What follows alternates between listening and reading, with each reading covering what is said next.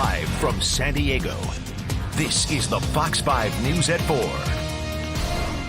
Good afternoon. If you're just joining us here on the Fox 5 News at 4, you are looking at just released video of the shooting of Alfred Alongo that happened on Tuesday late in the afternoon. The police chief worked with other law enforcement officials and decided to release the video in the interest of community safety. And after repeated calls to make it public, this is surveillance video in a taco shop there. You see the officer on the right arriving. He's the second officer to get there. Alfred Alongo is right near the white truck. He pulls out what was a vaping device and pointed it at officers. At no time in this video or cell phone video from a witness did we see him put his hands in the air.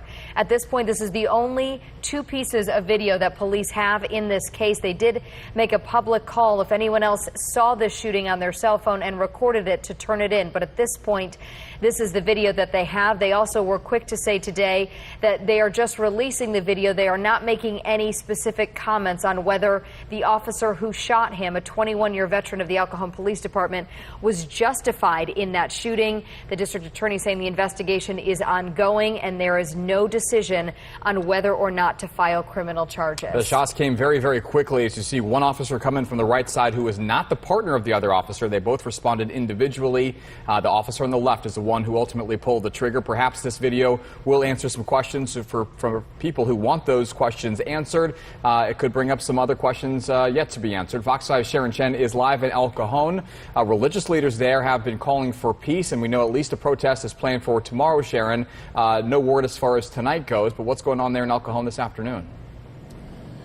Well, Andrew and Jen, I hate to say this, but just a moment ago, literally minutes ago, we saw about 3 carloads full of police officers leaving the station here in riot gear. So perhaps there may be some protests going on already.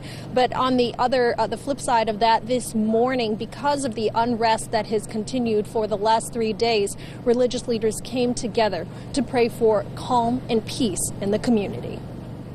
I once was lost. 33 pastors from all around San Diego came together Friday morning to pray for El Cajon. Pastor Roland Slade of the Meridian Baptist Church in El Cajon prayed for the family of Alfred Alongo.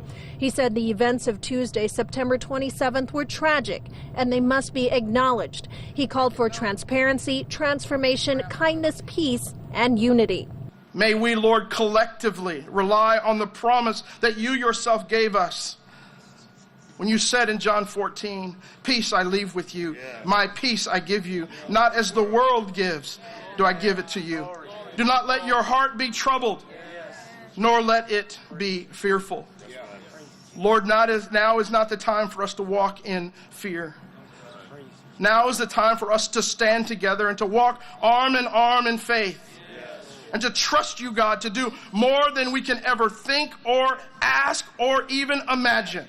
Benjamin Disengonoka was at the prayer meeting. He knew Alongo and said just like him, he's also from Africa, where he escaped a war-torn country. He said he understands the fear and anger of his community now. He feels it himself daily, but he's counting on the power of prayer to heal. I was very sad, very emotional, but I hope the peace can come together. That's what we're hoping right now.